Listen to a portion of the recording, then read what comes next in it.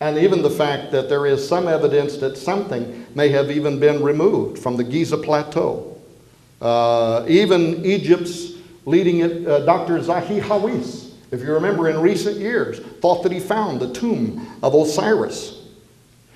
Telling us, if nothing else, that at least some of the leading experts in the world actually believe that Osiris is based upon a historical figure, and that there are occultists, and among them Freemasons, who have a very strong interest in finding or locating that body, or perhaps they already have, but that in any case, the hope was there by these mystics to resurrect their God, to bring forth their God. Now here's why this is important. Because they were basing this upon the prophecies that are encoded upon the Great Seal of the United States. And therefore it's important for the Great Seal to itself tell us something about this God. Who was this God they believed in? And I don't have time, of course, to go into all the different symbols that are on the Great Seal, and I want to move past this quickly. How much time do I have?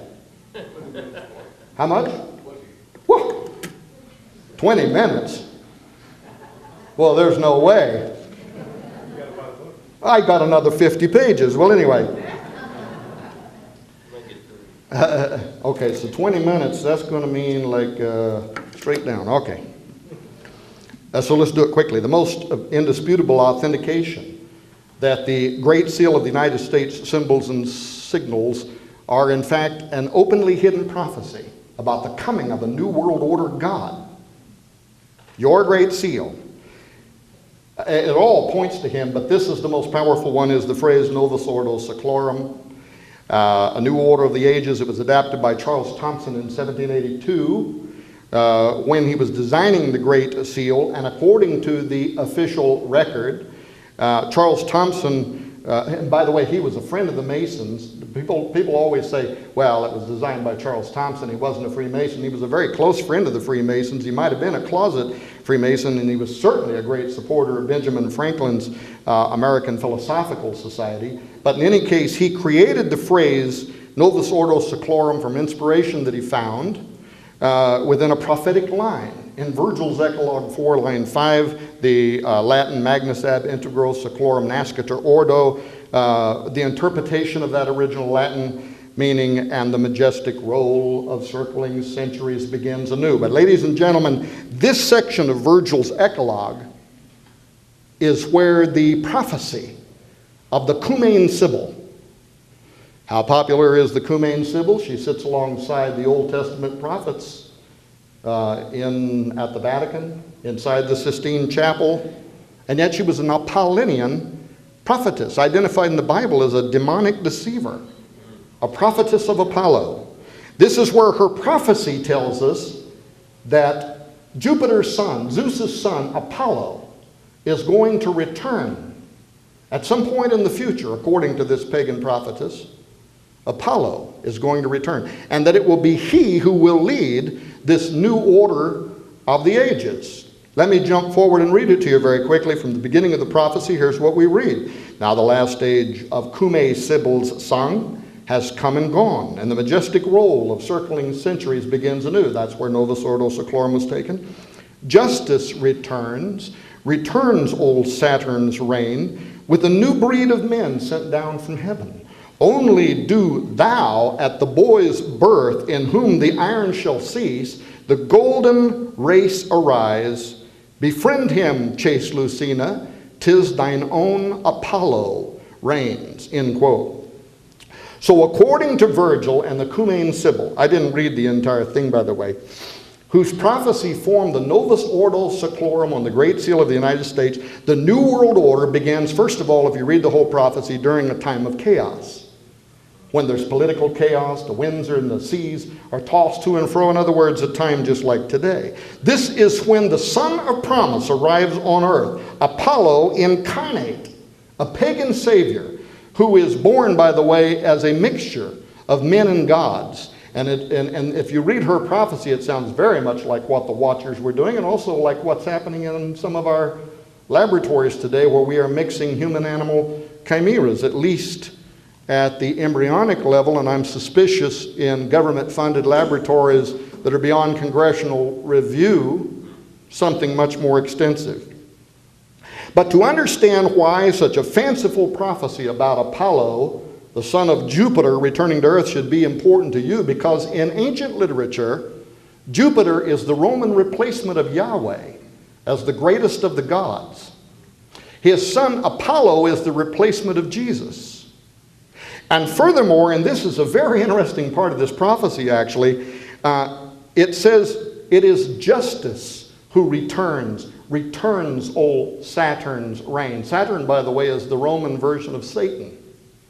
This is on your Great Seal. When the apex of Satan's power comes to rule over the earth, according to the Cumane Sibyl's prophecy, Apollo will return, but he will be returned by justice.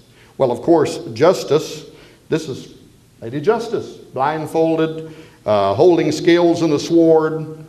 All of our courts of law, our justice systems, meaning that she represents the enforcement of secular law and is the power, according to the Sibyl's conjure, who is going to require global compliance to the zenith of Satan's authority over the earth. Now, some will say, well, Satan has authority over the earth right now. Oh, I know he does, but there is a difference when it says now he has come forward in great wrath.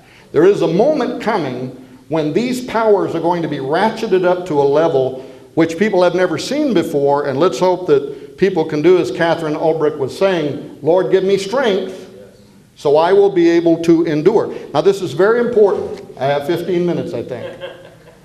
And I'm buying them by the nickel now. You don't know what that means. You'd have to go back to the farm, I guess. The Bible's accuracy along this same line is frightening. Let me read you something very quickly. Is in the New Testament, the identity of the God who comes, the Antichrist, could be viewed as Apollo. The same God repeated on the Great Seal of the United States. Listen to what it says, 2 Thessalonians 2:3. Let no man deceive you by any means, for that day shall not come, except there come a falling away first, and that man of sin be revealed, the son of perdition. And of course, the Greek word perdition, apoleia, Apollyon, Apollo. And by the way, numerous scholarly sources again and again prove that these characters are one and the same. Here's another one, Revelation 17:8. I think ties the coming of Antichrist with the return of this Masonic God on our Great Seal by revealing that the beast will ascend from the bottomless pit and enter him. Here's what it says, the beast thou sawest was and is not, and shall ascend from the bottomless pit and go into perdition. Apoleia, Apollo, Apollyon. And they that dwell on the earth shall wonder, whose names were not written in the book of life from the foundations of the earth, when they behold the beast that was and is not, the beast that was and is not and yet is. I don't know if I can do this in 10 minutes, but I'm going to try. It's not just the Great Seal of the United States that prophesies the return of this God. It's actually encoded on dozens of symbols and icons that belong to the founding of the United States of America. But some of these are huge, and they're right out in the open. Unrecognized by the vast majority of people around the world is, I think, the greatest conspiracy of all time, sitting right out in the open in Washington, D.C., and at the Vatican. It is an ancient, magical, talismanic diagram, the lost symbol, based on the history and cult of Isis, Osiris, Horus, and the prophecy not only of the deity's return, but the mechanism, according to the ancient traditions, that makes it happen.